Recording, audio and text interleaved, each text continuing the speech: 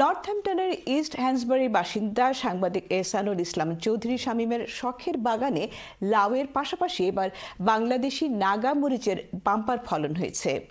তার নাগা মরিচের বাগান দেখতে অনেকেই বিভিন্ন শহর থেকে ছুটে এসেছেন। বিস্তারিত দেখুন ডেস্ক রিপোর্টে। মরিচের পছন্দের তালিকা অনেক জনপ্রিয় একটি নাম নাগামরিচ। নাগামরিচ পৃথিবীর সবচেয়ে ঝাল মরিচ হিসাবে খ্যাত। মূলত সুগন্ধ আর স্বাদের জন্য নাগামরিচের এত কদর। বাংলাদেশি মানুষ খাবার তালিকায় মরিচ রাখতে বেশ স্বাচ্ছন্দ্য বোধ করেন। বর্তমানে অনেকেই বাণিজ্যিকভাবে চাষ করছেন এই নাগামরিচের। তেমনি যুক্তরাজ্যের নর্থহ্যাম্পটনের ইস্ট হ্যান্সবারির বাসিন্দা সিনিয়র সাংবাদিক এহসানুল ইসলাম চৌধুরী শামীমের বাগানে লালে লাল নাগামরিচ।